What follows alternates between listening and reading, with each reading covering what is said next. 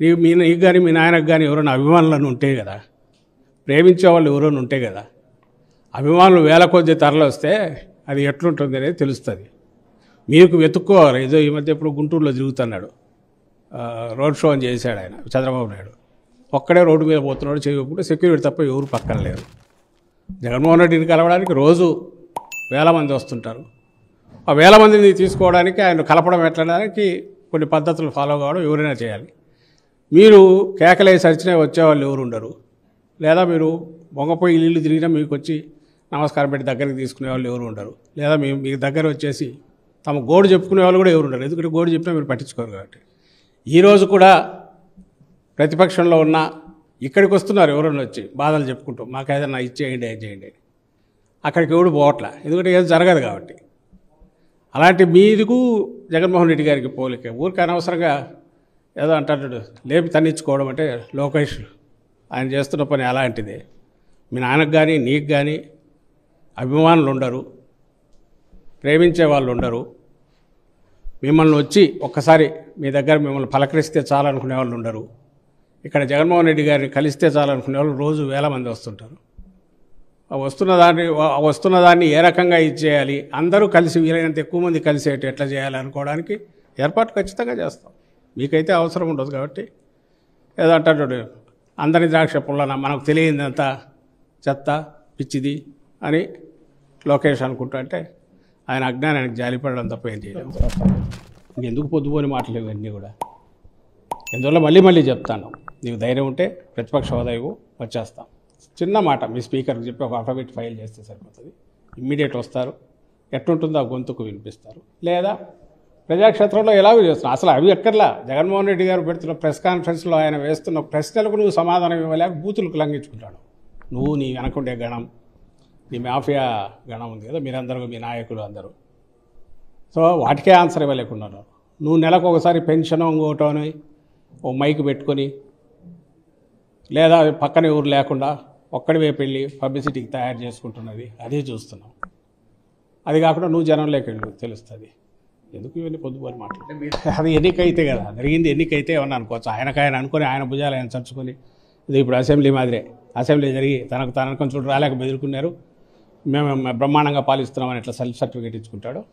అట్లా అనడానికి ఉపయోగపడుతుందేమో వాటి. కానీ అక్కడ ఎలక్షన్ ఎక్కడ జరిగింది ఆయనకు తెలియదా? అది ఎలక్షన్ జరగలేదు. అండ్ అధికారులు పోలీసులు పోయి ఆడ నడిపింది అది ఒక ఫార్సు, ప్రహసనం. ఓట్లు వాళ్ళే గుద్దుకున్నారు, వాళ్ళకు వాళ్ళు సర్టిఫికేట్ ఇచ్చుకుంటున్నారు తప్ప ఏది జరగలే. నిజంగా అదే వేరే పరీక్షలు ఎక్కర్లే. మేము మాట్లాడడమో ఆయన మాట్లాడడమో ఇవన్నీ ఎందుకు? కావాల్సినంత ఓపెన్ ఏరియా ఉంది. నిజంగా నువ్వు సంవత్సరంలో ఏదైనా చేసినావు అనుకుంటే ఎందుకు ఇల్లు తిరగలేకుండా అన్నారు మీ నాయకులు. మా నాయకులు ఆ రోజు తిరిగినట్టు 2-3 సార్లు తిరిగారు, ఒకసారి కాదు. జగన్మోహన్ రెడ్డి గారు పంపించారు, మా ఎమ్మెల్యేలు తిరిగారు. మీ వాళ్ళని పొమ్మనండి ఇల్లు 10 ఇళ్ళు సరిగా తిరగమనండి వరుసగా.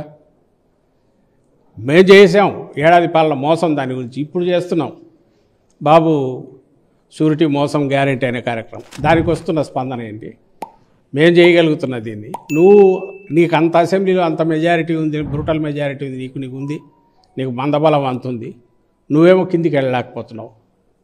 మరి చంద్రబాబు నాయుడు అక్కడే గమనించాలి. కింద కూర్చోబెడతా జాగ్రత్త, పిచ్చి వేషాలు వేయకండి ఎవరు కూడా. ఇవి సరదాగా ఉండే విషయాలు కాదు ఇవి.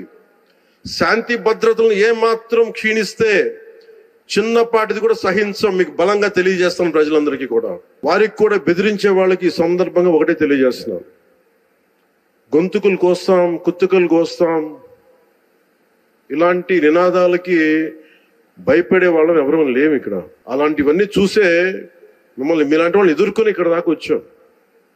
ఇలాంటి పిచ్చి బెదిరింపులు కానీ పనికి మాలిన బెదిరింపులు కానీ దయచేసి చేయకండి. తాటాక చప్పులకి ఇక్కడ ఎవరు భయపడేవారు లేరు. ఇంకా సంస్కారం ఉంది కాబట్టి, మాట మీద గౌరవం ఉంది కాబట్టి ఇంకా చాలా పద్ధతిగా మాట్లాడుతున్నాం. ముఖ్యంగా అధికార యంత్రాంగం అందరికీ, right from constituency level to the state level, my appeal to all the officials, make sure you implement the good governance.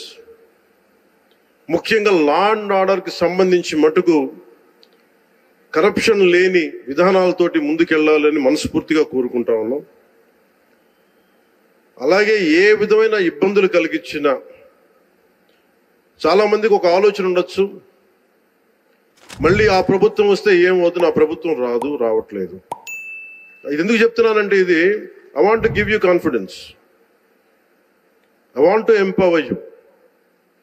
ఎందుకంటే మేమందరం ఇంక సహించడానికి సిద్ధంగా లేవు. ఇక్కడ ఈ కూటమి ప్రభుత్వం తక్కువ మేము మాట్లాడుకుంది 15 నుంచి 20 ఏళ్ళు ఉండాలి. ఎందుకు అనుకున్నామంటే, ఆంధ్రప్రదేశ్ వికసిత్ ఆంధ్రప్రదేశ్గా ఉండాలి, వికసిత్ భారత్లో భాగంగా ఉండాలి. అంటే ఈ ఐక్యత చెడగొట్టే పరిస్థితుల్లో నేను లేను, ఎవరు కూడా లేవు. అలాగే ఇది గత ప్రభుత్వ పాలకులు కూడా ఇది గుర్తుపెట్టుకోవాలి. మీరు కనుక ఇలా అలాగే ప్రత్యేకించి రోడ్ల మీదకి వచ్చి బ్యానర్లు పట్టుకొని గొంతుకులు కూసేస్తాం. సినిమాలు చెప్పడానికి చాలా బాగుంటాయి ఇవి. నా సినిమాల నుంచి వచ్చిన వాడిని, సినిమాలు చెప్పడానికి చాలా బాగుంటాయి. నిజ జీవితంలో నమ్మి మోసపోకండి. కాలు మక్కిలు ఎరకొట్ట కింద కూర్చోబెడతా, జాగ్రత్త. పిచ్చి వేషాలు వేయకండి ఎవరు కూడా. ఇవి సరదాగా ఉండే విషయాలు కాదు ఇవి. శాంతి భద్రతలను ఏమాత్రం క్షీణిస్తే చిన్నపాటిది కూడా సహించం. మీకు బలంగా తెలియజేస్తాం ప్రజలందరికీ కూడా. పిచ్చి మాటలు మాట్లాడకండి ఎవరు. సరదాగా లేం మేము ఇక్కడ. చాలా దెబ్బలు తిని వచ్చాం ఇక్కడ దాకా, చాలా దెబ్బలు తిని వచ్చాం. 5 స్టార్ హోటల్స్ లో ఉన్నా కానీ రక్షణ లేని పరిస్థితిలో ఉండేది. రోడ్ల మీదకి లాక్కొచ్చి మహిళలను కూడా వీళ్ళు జైల్లో పెట్టిన వ్యక్తులు. అవన్నీ తట్టుకొని నిలబడ్డామంటే ఇంకా మేము సంస్కారంగా ఉండాలి. With the constitutional guide lines, with in the frame work of law ఉండాలి. కాబట్టి చాలా పద్ధతిగా మాట్లాడుతున్నాం.